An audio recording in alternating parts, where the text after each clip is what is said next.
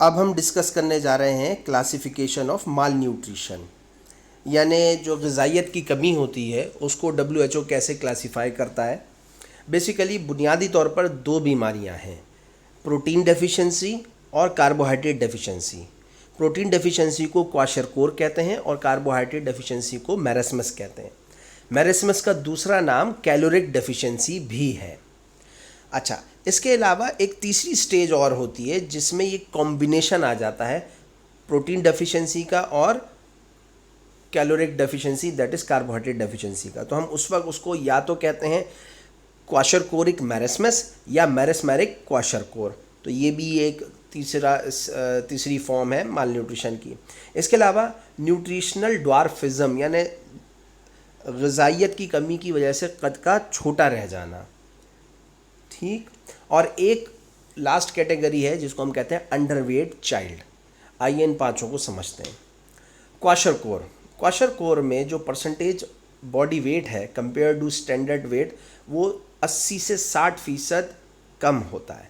यानी यूँ समझ लीजिए कि जितना बढ़ोतरी के हिसाब से वेट होना चाहिए उसमें कमी होती है। साथ साथ जिस्म में जो एक अलामत आती है वो है एडीमा।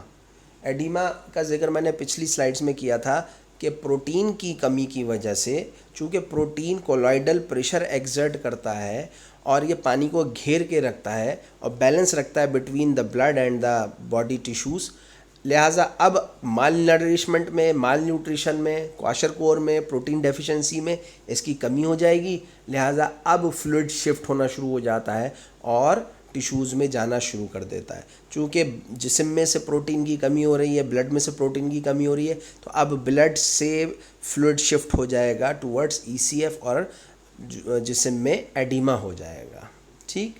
ये हम जब आपको पिक्चर दिखाएंगे क्वाशरकोर की तो उसमें बहुत ज़्यादा एविडेंट है। इसके अलावा deficiency in weight for height, definitely वज़न की कमी होती है कद के हिसाब से, तो ये प्रेजेंट है। देन मैरस्मेरिक क्वाशरकोर, इसमें लेस देन 60% जो है वो बॉडी वेट होता है और एडिमा इसके अंदर भी होता है। वेट फॉर हाइट डेफिशिएंसी इसमें ज़्यादा होती है। फिर मैरस्मस है जिसको हम कार्बोहाइड्रेट डेफिशिएंसी कह रहे हैं, इसमें भी लेस देन 60% है और एडिमा नहीं होता। ये एक ख़ास बात है कि मैरस्मस के पेशेंट में एडिमा नहीं होता, ये भी तस्वीर से अभी बहुत वाज़े हो जाएगा। इसी तरीके से न्यूट्रिशनल ड्वार्फिज्म है, इसमें भी जो है वो परसेंटेज बॉडी वेट जो है वो लेस देन 60% है। Oedema is absent and deficiency in weight for height it is also absent.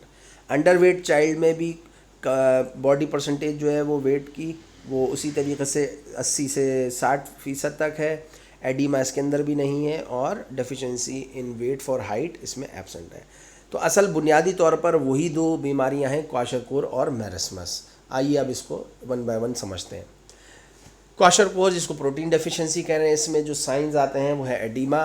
इसके अलावा मेंटल चेंजेस, जाहिर सी बात उसका अलर्टनेस और IQ जो है वो बच्चे का मुतासर होता चला जाता है और ये इब्तदाई सालों में ये बीमारी ज़्यादा होती है। चूँकि माँ अगर वेल नरिश नहीं है या कोई भी रीज़न की वजह से उसकी ग़िज़ाइयत में कमी आ रही है माँ की, तो डेफ़िनेटली बच्चे में भी आती है, या बच्चे में इनफरादी तौर पर कोई ऐसी बीमारी पैदा हो गई जिसकी वजह से वो खाना हज़म नहीं कर पा रहा है, दूध हज़म नहीं कर पा रहा है और आहिस्ता आहिस्ता जो है वेट लॉस करता चला जा रहा है, तो ये बीमारी सामने आती है। हेयर चेंजेस, आपको पता है बालों की ग़िज़ा जो है वो प्रोटीन है और प्रोटीन डेफिशिएंसी में ये बाल बड़े कमज़ोर हो जाते हैं, थिन हो जाते हैं, ब्रिटल हो जाते हैं, ब्राउनिश हो जाते हैं या रेडिश हो जाते हैं और इजीली प्लग्ड ऑफ, आराम से ये नुच जाते हैं, बाल झड़ना शुरू हो जाते हैं। फैटी लीवर होना शुरू हो जाता है चूँकि प्रोटीन डेफिशिएंसी हो रही है। और फिर इसके अलावा एक और प्रोसेस चल पड़ता है, that is fat mobilisation and fat metabolism. तो उसके नतीजे में फ़ैट जो है जा के लिवर सेल्स में डिपॉजिट होना शुरू हो जाती है, यानी बॉडी टिश्यूज़ से फ़ैट मोबिलाइज होगी और लिवर में जाके हेपेटोसाइट्स में सेटल हो जाएगी, तो फैटी लिवर हो जाता है। और ये इसी वजह से होता है कि ना तो कैलोरिक उसकी वैल्यू अच्छी होती है, ना प्रोटीन वैल्यू अच्छी होती है पेशेंट की, तो फिर फैट जो है वो मोबिलाइज हो जाती है और एनर्जी देने की कोशिश करती है।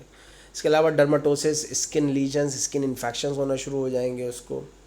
चूँकि मैंने बताया कि ये प्रोटीन जो है वो लाइपोप्रोटीन की शक्ल में भी होती है, और जो कि स्किन के लिए ख़ास तौर पे बहुत अहमियत इसकी है, उसकी भी कमी हो जाती है। That's why skin become is susceptible to the infections. इसके अलावा वेट फॉर हाइट स्कोर जो है उसका कम होता है, यानी वेट कम होगा हाइट के मुताबिक, इसको जेड स्कोर भी कहते हैं। फिर मसल वेस्टिंग होगी, इसकी दुबला पतला होता चला जाएगा।